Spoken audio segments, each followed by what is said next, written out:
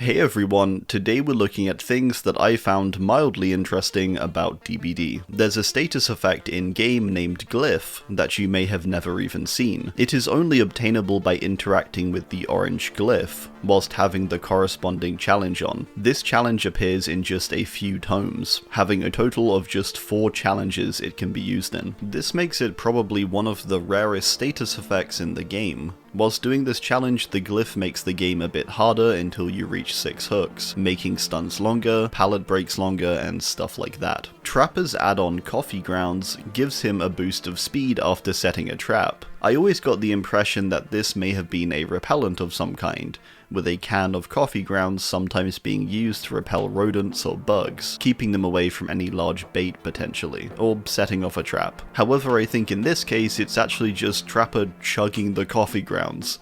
After all, he gets haste, which would suggest caffeine and so a boost of speed. Trickster's own add-on, the Fizz Spin Soda, said to be high in sugar and caffeine content, and used to make him throw his blades faster initially, is the same sort of deal. This suggests these characters are still affected by things like caffeine, and in the trials can result in things like higher throw rates and even a haste boost. I don't know, I just found that mildly interesting.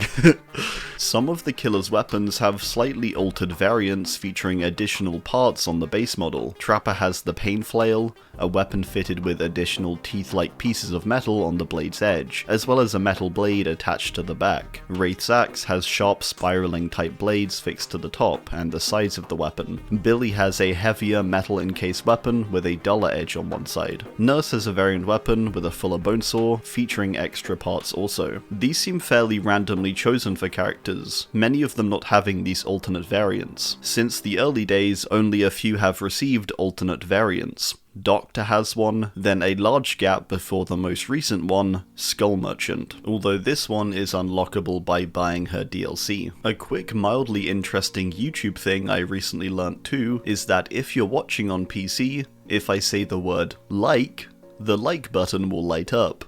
If I say the word subscribe, the subscribe button will light up. Subscribe and like if you didn't know that. There's a number of cosmetics you've probably never seen, and it's because they're somewhat hidden within the store menus, with you needing to select a single part of the outfit, and not just browsing as usual. These hidden cosmetics include things such as Doctor's Charged Brain Thumper Bat, which doesn't have a collection and is only viewable when selecting weapons only. It seems to be a variant of the one that's actually part of the outfit. This is the same for Nurse's Rusted Bone Cleaver, with both other variants of the weapon being visible in 2 other outfits. Trapper has a number of common rarity torso recolors that don't feature a headpiece or weapon, and so they're fairly hidden. I went through every character in the roster to see what I could find. Huntress has a few axes, one of Hag's arms, Clown's Uncle's Slicey Knife and suit recolors. Artist and Doctor also have dress and suit recolors. Dwight's Dog Walker top, Nia's Bad Cat top, Kate's Camo Slip Dress is the only of its type that isn't part of a set, Jeff's Dog top, Felix's Koi Collector top, and Jonah's Pie Day top. Admittedly, something like the Pie Day top or the Cats and Dogs ones you may have seen because they were advertised at the front of the store. Many of the others though, I reckon there's a good chance you haven't. When playing as Tiffany, the Ghost of Charles will still be the character that is used to help carry you and survivors around. When it comes to picking up, Chucky will say a variety of different voice lines when talking to Tiffany. This is also a case where you can technically have 2 killers in a game at once, with both Chucky and Tiffany present. Toots. Come here, sweet cheeks. There are currently 2 different versions of the Macmillan maps listed in the custom game screen, labelled with a strike and a double strike to indicate both. I wasn't aware of this, and so investigated why this was the case. From what I could tell, there's only a slight repositioning of the map's core tiles. Unlike other map variants though, they aren't listed with a 2 after their name, but simply under the same name of the Macmillan map. I talked about this a bit in my Discord, and apparently this has been a thing for a few months now. Never knew that. Still kind kind of weird how they have these tallies but aren't numbered in their actual titles, like say Springwood is, having Springwood 1, 2, 3, 4, 5. In the newest Rainbow Six Siege collection, there's a few mildly interesting things. For one, the new character actually joined DBD before Rainbow Six, due to his release being delayed. The Blitz skin we get for Felix is actually Blitz's elite skin, and not the base outfit. The offerings are supposedly items that are burnt over the campfire in order to alter something about the upcoming trial. This can be seen during the loading screen when the offerings appear and burn away. However, there's many that wouldn't work if this was the case. The coins are presumably metal and likely wouldn't burn like this. The worst offender is the set of 2 heavy metal airlock doors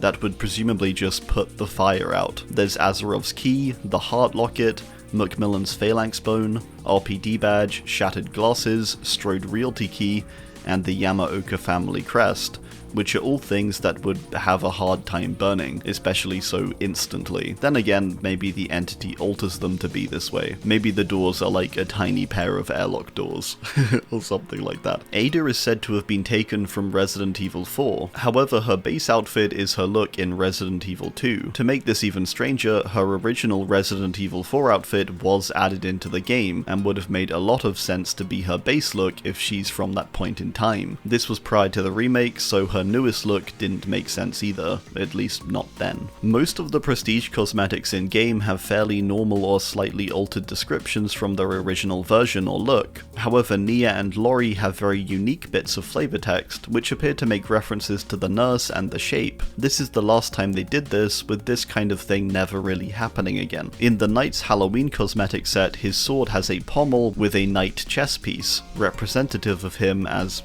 the Knight, I presume. Sadako's blighted outfit, much like her base and Rotten Remains, have a unique character when attacking. Her blighted one means grudge and resentment. Thank you to user Suakazura on Reddit for that. I guess this could be down to her now being in a stronger state due to the serum and able to exact her perceived revenge. There is a Dead by Daylight pinball game that released very recently.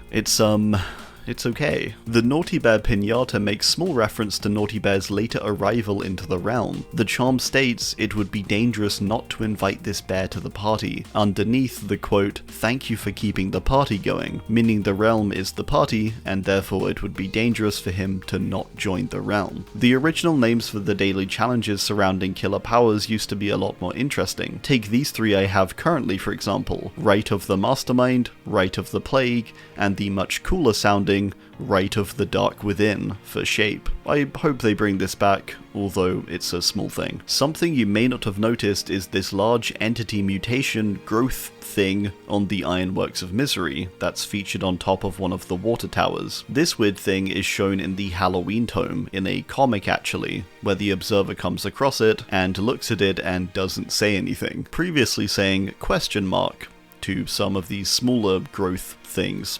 It's all quite confusing. What do you think this thing is? I believe it's appeared on both Halloweens, but this time it seemed to have stuck around. There are a number of charms in-game that are only unlockable by buying an item from the store, many of these being unobtainable nowadays, such as the Attack on Titan ones. Buying an Attack on Titan outfit got you a Garrison charm, buying 2 got you the Regiment crest, and buying 3 got you the Scout Regiment. You could also get the Wall Titan charm for buying a killer-related outfit. The Bunny Spray available in Meet Your Maker is an altered version of the official artwork released for the collection, although originally it had multiple bunnies in the background, and they were blue instead of the pink here. By opening up the game file folder from Steam, you can find an add-on for the Trickster that is still present in the open files, despite never being added to the game, where most are usually removed. You can do this too. You can click on Browse Files. You don't need to be some kind of hacker man. They're named the Smash and Run gloves. Maybe one day they will be implemented.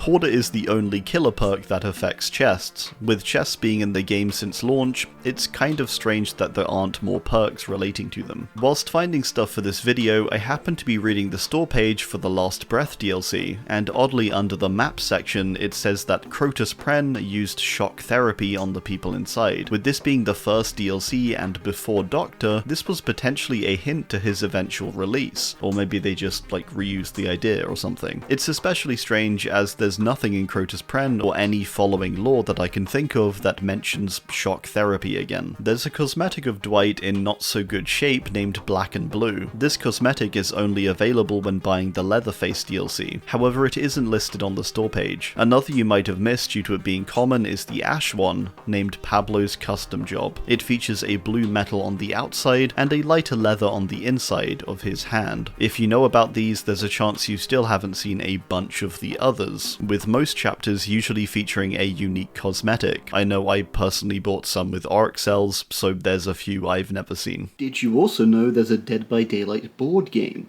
That's right, and it's really big. Here's a banana for scale. The best perk on the killer side of the board game is actually the third seal, which is worth 3 blood points, which is the currency in the game, essentially. So the meta, according to the board game, is the third seal. For survivors, we have the amazing perk Slippery Meat, which is worth 4 blood points. Also in the board game, you can find a number of items that are now in the common rarity, where they wouldn't usually be, such as a common key, a common rainbow map, a common regular map, a common firecracker, and a common flashlight. Alright, that's gonna do it. I hope you found that mildly interesting. Thanks, and goodbye.